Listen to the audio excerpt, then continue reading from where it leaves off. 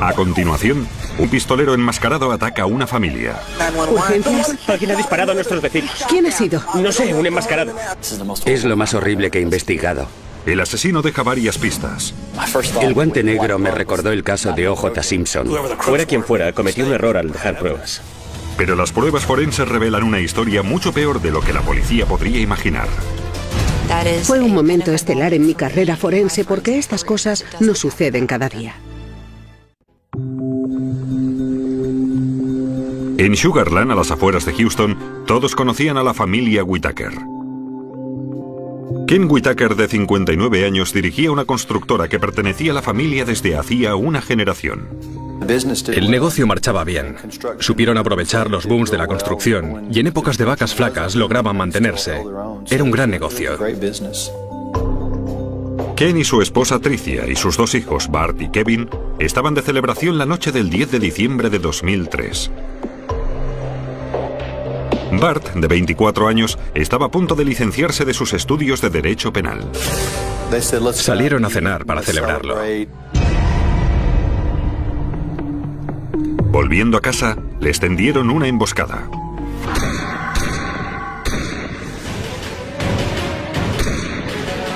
¿Urgencias? Alguien ha disparado a nuestros vecinos. ¿Quién ha sido? No sé, un enmascarado. Venga rápido. De acuerdo. Segundos después, Bart Whitaker también llama a urgencias. Me han disparado. ¿Dónde está herido? En el brazo, creo. No puedo moverlo. Le he perseguido. Estoy en la sala de estar junto a la cocina. He ido tras él. Entendido. ¿Ha salido por la puerta de atrás? Sí, le he perseguido en esa dirección. La operadora dijo, han disparado a 4 personas. Al principio pensé que bromeaba porque en Sugarland no se producen tiroteos cuádruples. Tanto Kevin como su madre fallecieron de un disparo en el pecho. Ken y Bart, ambos conscientes y despiertos, tenían heridas de bala en la parte alta del brazo. Mi primera reacción fue de shock. No podía reaccionar. Los investigadores hallaron el arma en el suelo de la cocina. Una pistola de 9 milímetros vacía. Los investigadores también hallaron un guante frente a la casa. La puerta no parecía estar forzada. Aparentemente el robo era el móvil, pero todo estaba en su sitio. Los cajones del dormitorio principal estaban ligeramente abiertos, pero no lo suficiente para sacar algo. Unas horas más tarde, la policía recibe el aviso de otro tiroteo a pocos kilómetros. El sospechoso entró en una casa, ató a sus habitantes y les apalizó. Aquel individuo huyó del lugar. La policía emitió una orden de búsqueda sobre el sospechoso. Los agentes persiguieron al hombre hasta un edificio de apartamentos. Pero cuando ya lo tenían rodeado, el malhechor se pegó un tiro. Dedujimos que si había querido matarse para escapar de la policía, era porque había hecho algo realmente malo, como un homicidio. Identificaron al hombre como Layton Jackson, de 22 años. Hacía 3 meses que había salido de la prisión por posesión de drogas. Había estado en prisión por delitos graves. Pensamos que podía haber participado en ese crimen violento. Para averiguar si Jackson había participado en el tiroteo de los Whitaker, la policía usó perros rastreadores. Siempre que sospechan que es un crimen llamativo, o donde creen que un olor será una prueba, utilizan estos perros. Hacen mucho más trabajo del que nosotros podemos hacer con nuestro olfato. El sabueso olfateó el guante hallado en casa de los Whitaker y la pistola de 9 milímetros encontrada en la cocina. Ahora sabemos que el tirador tenía una pistola, llevaba guantes y tocó los cajones de la casa. Pero el perro no reconoció el mismo olor en la ropa de Jackson, lo que significaba que el asesino de los Whitaker seguía suelto. La familia Whitaker regresaba a casa de una cena en familia para celebrar que Bart Whitaker estaba a punto de graduarse de la universidad. Kevin Whitaker se dirigió a la puerta principal, seguido de su madre y su padre. Bart Whitaker estaba comprobando los mensajes de su móvil y fue el último en entrar. El asesino mató a Kevin y Tricia Whitaker. Ken y su hijo Bart recibieron impactos de bala en el brazo y sobrevivieron. Al parecer, el asesino escapó por la puerta de atrás. Cerca de la puerta trasera de la casa, junto a la cocina, había una pistola Glock negra de 9 milímetros. Habían disparado 4 balas. No echaron en falta objetos de valor en casa de los Whitaker. Lo único que supimos que faltaba era el teléfono móvil de Bart Whitaker, lo que no tenía explicación. Al ser interrogados, Ken y Bart contaron a la policía que el atacante llevaba puesto un pasamontañas, medía 1,80 m de alto y era de constitución media. Pero había detalles en la escena del crimen que intrigaban a los investigadores. Parecía como si el intruso hubiera sabido exactamente la hora a la que llegaría la familia. El hecho de que se produjeran 4 disparos e hirieran a 4 personas era peculiar porque era una probabilidad muy alta. Ni siquiera los agentes de policía son capaces. O tuvo suerte, o era muy bueno, o tuvo tiempo de planear lo que estaba haciendo. Y cuando la policía investigó el número de serie del arma homicida, descubrió que estaba registrada a nombre de Kevin Whitaker. La guardaba en una caja fuerte cerrada en su dormitorio en la segunda planta. El asesino había usado una especie de barra, una palanca, para abrirla. Usara la herramienta que usara, se trataba de una especie de palanca.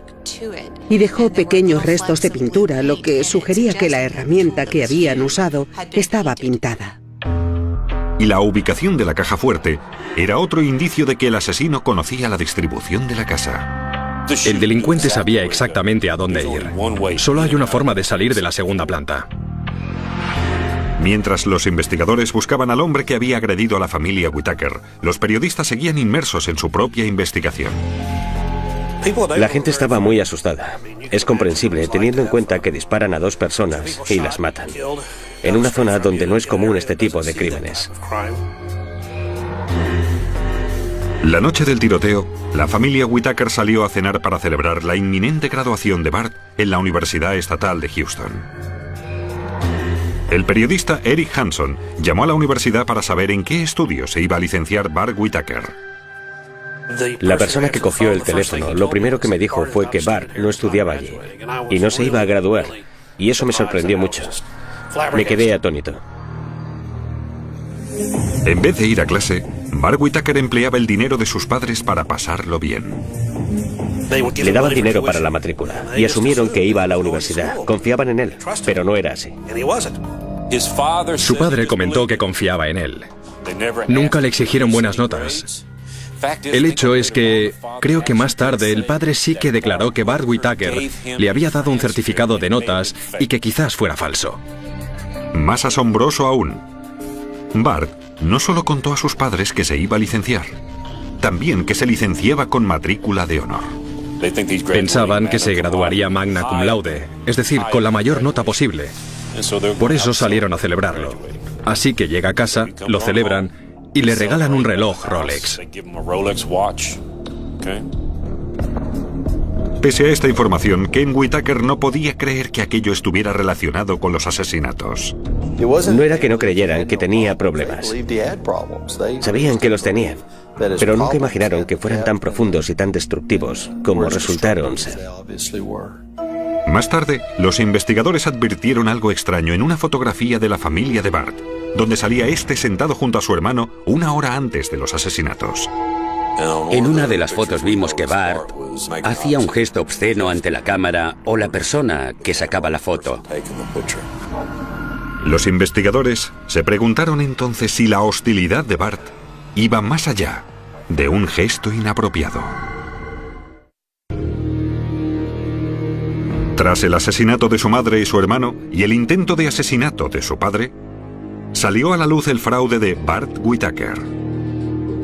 Había contado a su familia que se iba a graduar en la universidad cuando en realidad llevaba años sin ir a clase.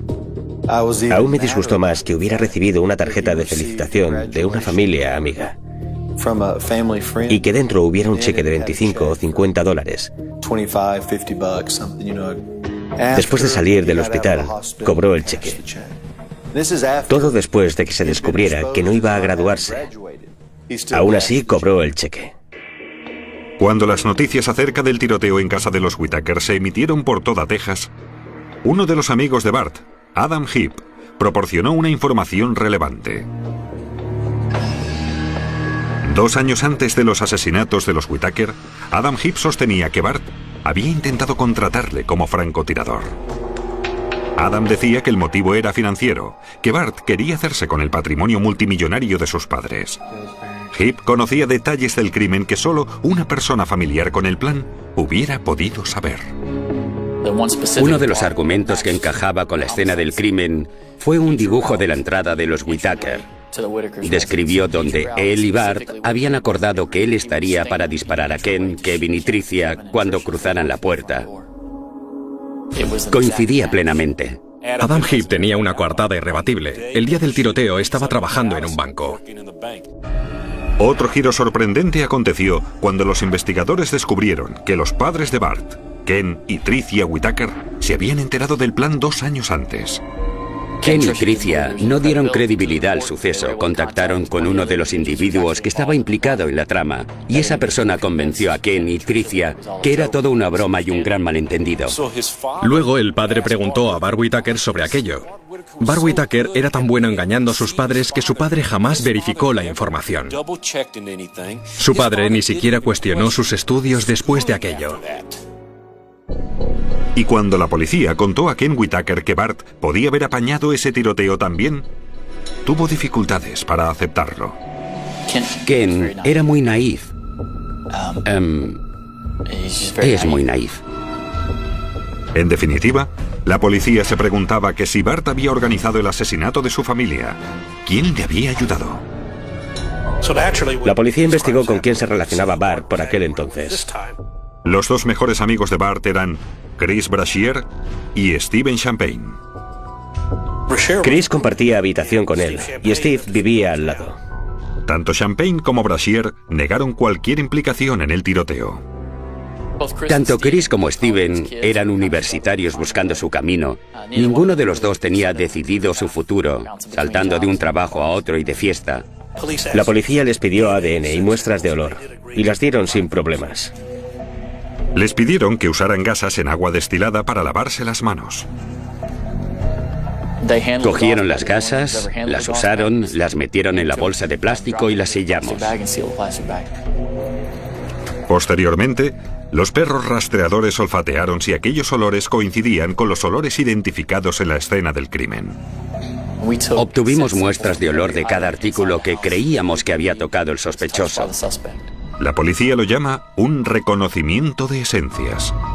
El reconocimiento de esencias sigue un procedimiento similar al reconocimiento fotográfico.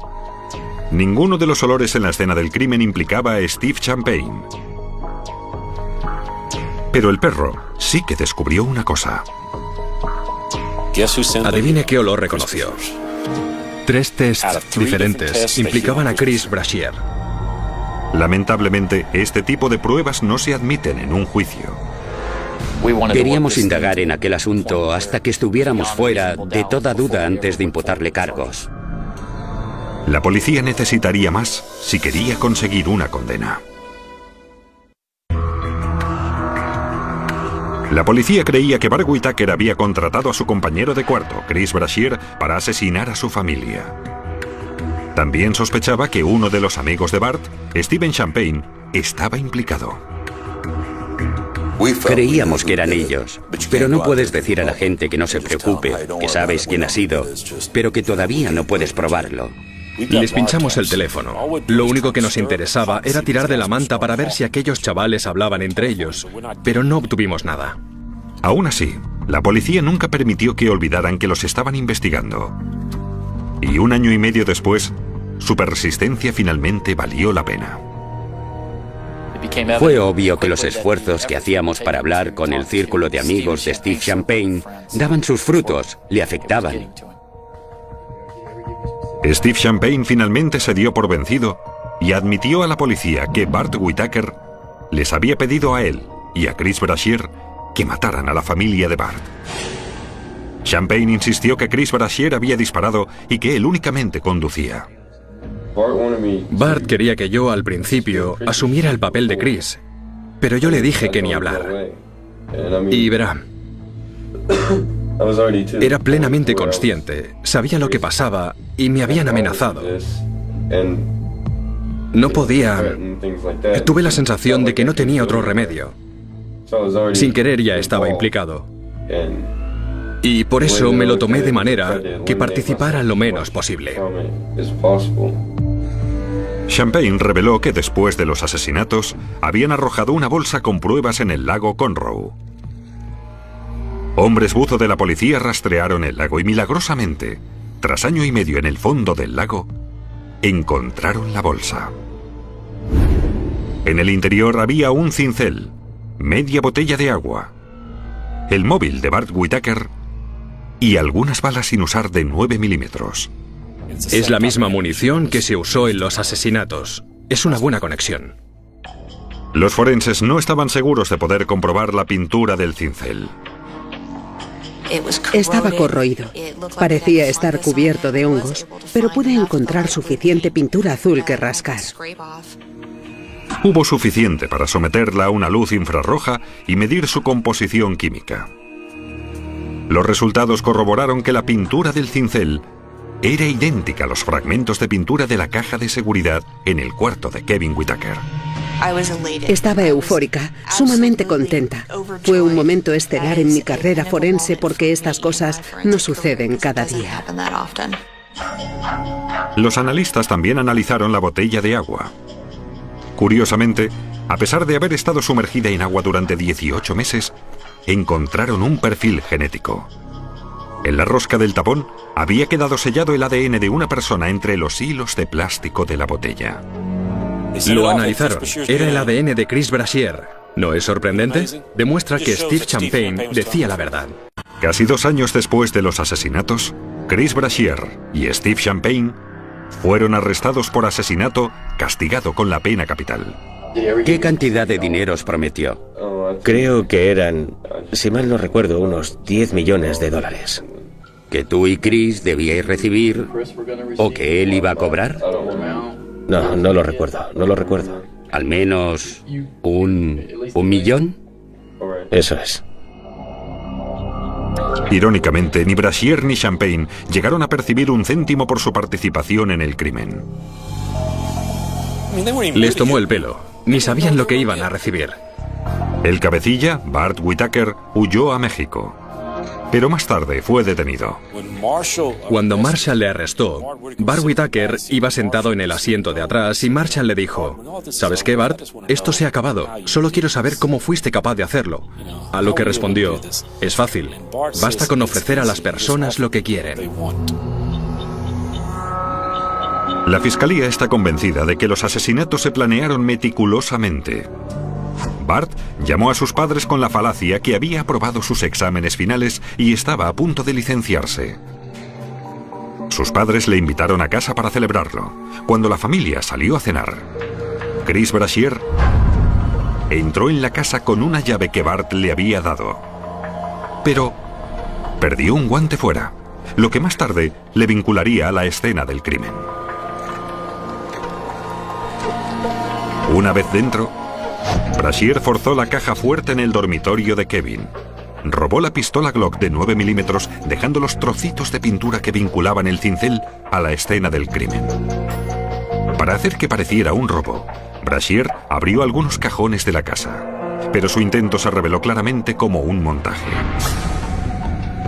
Steve Champagne estaba en el restaurante y llamó a Brashear en cuanto los Whitaker salieron. Cuando la familia llegó a casa, Brashear les esperaba.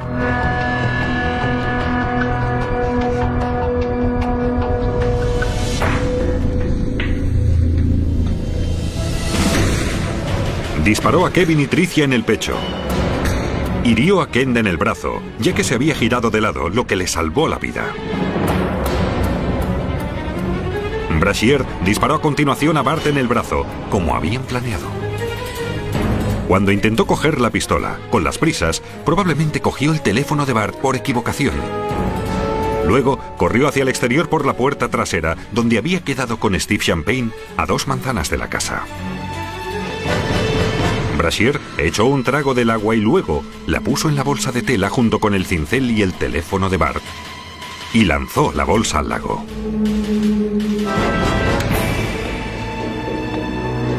«18 meses después, cuando la bolsa fue recuperada, el ADN de Brashear seguía en aquella botella».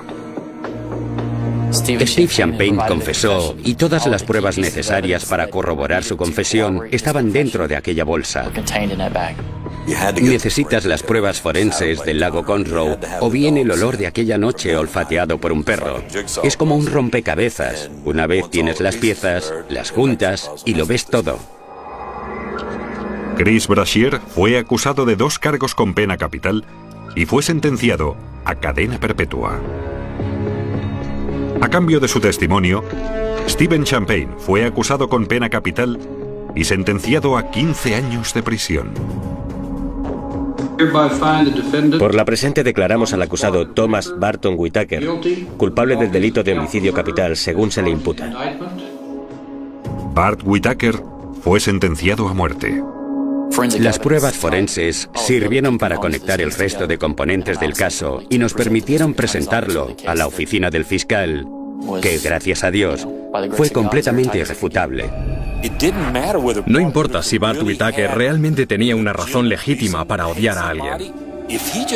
Si decidió que era superior a ti y que merecía lo que fuera que tú tuvieras, porque era mejor que tú, ya lo tiene.